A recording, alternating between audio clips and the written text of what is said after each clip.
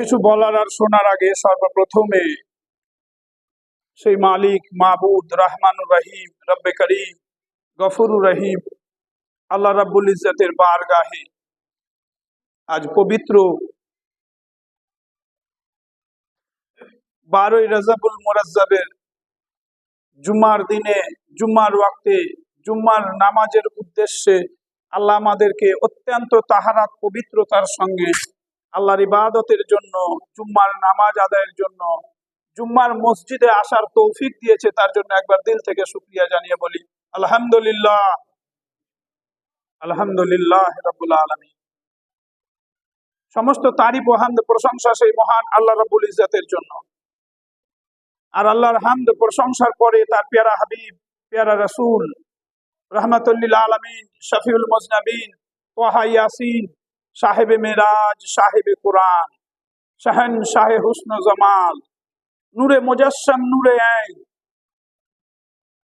হুজুরে পুর নূর হযরত আহমদ মুজতবা মুহাম্মদ মুস্তাফা সাল্লাল্লাহু তাআলা আলাইহি ওয়াসাল্লামের বারগাহে রিসালাতে রওজা আকদাশে মদিনা মুনাওয়ারায় আমাদের অন্তরের অন্তরস্থল থেকে ইশক ও মুহাব্বতের সাথে হাজারো লাখো কোটি দরুদ ও সালাম পেশ হোক। প্রত্যেকে বলি সাল্লাল্লাহু তাআলা আলাইহি ওয়া বারিক ওয়া সাল্লিম সালাতাম ওয়া সালামান আলাইকা ইয়া রাসূলুল্লাহ ইয়া হাবিবাল্লাহ ইয়া নবী আল্লাহ সাল্লাল্লাহু তাআলা আলাইহি ওয়াসাল্লাম। আজ পবিত্র জুম্মার দিন। জুম্মার দিনে জুম্মার নামাজ, জুম্মার দিনের খাস খুশুসিয়াত বিশেষত্ব আমরা অনবরত শুনে আসি, শুনছি, জানছি। আল্লাহ আমাদেরকে এই জুম্মার নামাজের প্রথম আজানের পূর্বে এবং তাকরীরের পূর্বে এসে মসজিদে যাদেরকে আসার তৌফিক দিয়েছে আল্লাহ তাদের হায়াত দারাজ করুক। আর তার সাথে সাথে এখনো যারা আমরা গাফেল হয়ে পড়ে আছি, আজান হয়ে গেছে, আল্লাহ তাদেরকে অতি শীঘ্র খুব তাড়াতাড়ি দুনিয়াবি মাসাইল সেরে মসজিদে ইবাদতের জন্য জুম্মার জন্য আসার আল্লাহ তাদেরকে তৌফিক দান করুক, বলেন আমিন। জুম্মার দিনে আমি বিশেষভাবে বলে রাখি যে জুম্মার দিনে প্রথম আজানের পূর্বে আসার চেষ্টা করবেন। আর জুম্মার দিনের খাস যে বিশেষত্ব সেটাকে বুঝার চেষ্টা করবেন। নিজে আসবেন, নিজের সন্তানকে তৈরি করে নিয়ে সাথে আসবেন। তৈরি করে নিয়ে বলে আসছি আমি, তার মানে হচ্ছে যে এইখানে আসতে গেলে অনেক আইন কানুন নিয়ম আছে, সেই সমস্ত জেনে বুঝে আসবেন। বসে যান, প্রত্যেকে বসে যান, সুন্নাত পড়ার সময় দেওয়া হবে। তো জুম্মার মসজিদ, জুম্মার নামাজ আদায়ের জন্য মসজিদ মানেই নামাজ।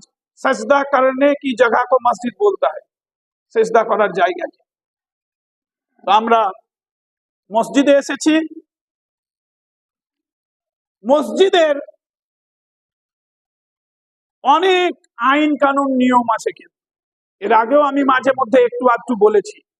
আজকে বিশেষভাবে এই মসজিদের আসার, বসার, ইবাদত করার, যাওয়ার, উঠার, কথা বলার এবং এই মসজিদের সাথে যাদের কালব দিল হৃদয় জড়িয়ে থাকে এবং এই মসজিদের সবচাইতে নিকটতম যে থাকে তাকেও আমরা কিভাবে দেখি, সেই সমস্ত ম্যাটার একটু হৃদয়ের কান দিয়ে, এই চামড়ার কান দিয়ে নয়, মনের কান দিয়ে বুঝে সুঝে চলার এবং আমল করার আল্লাহ আমাদেরকে তৌফিক দান করুন, আমিন। আল্লাহর পৃথিবীটা সমস্ত কায়নাতই আল্লাহর, আর সমস্ত জমিনই আল্লাহর। ভালোভাবে এবার বুঝার চেষ্টা করেন।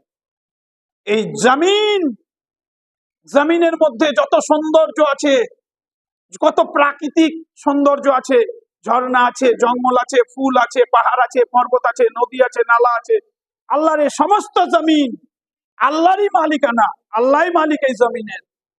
কিন্তু এমন জমিনের জায়গা আছে যে জায়গার জমিনের মধ্যে আল্লাহর কাছে সবচাইতে প্রিয়। আপনার আমার বিশেষ কিছু প্রিয় জায়গা থাকতে পারে, বা বাড়ি আছে, সেই বাড়ির মধ্যে বিশেষ একটা ঘর বা বিশেষ একটা জায়গা আপনার খুব ফেভারিট, এই এখানে কেউ বসবি না, এই ঘরটা আমার, এখানে কেউ আসবি না, এখানে আমি নামাজ পড়ি, এই জায়গাটা আমার ফেভারিট ফেভারিট প্রিয়।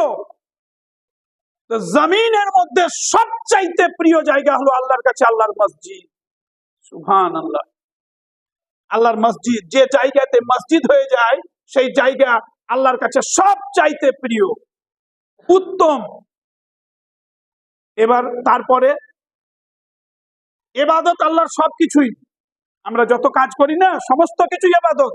রোজা, নামাজ, হজ, যাকাত, দান, খায়রাত, সাদকা, এটা ওটা, জিকির, আজকার, দুয়া, দরুদ, সমস্ত আল্লাহর ইবাদত। আল্লাহর ইবাদতের জন্যই তো আমরা এসেছি। জিন আর ইনসানকে আল্লাহ তৈরি করেছে আল্লাহর ইবাদতের জন্য। আল্লাহর ইবাদতের মধ্যে সবচাইতে উত্তম ইবাদত হলো নামাজ। তাহলে দেখেন একবার গুরুত্বপূর্ণ, এই মসজিদের জায়গাতে আমরা কিন্তু অন্য কোনো কাজের জন্য আসি না, কোনো পার্টির কাজের জন্য নয়, কোনো ব্যক্তিগত তেজারতির জন্য নয়, কোনো ব্যক্তিগত সিয়াসাতের জন্য নয়, কোনো রাজনৈতিক আলোচনা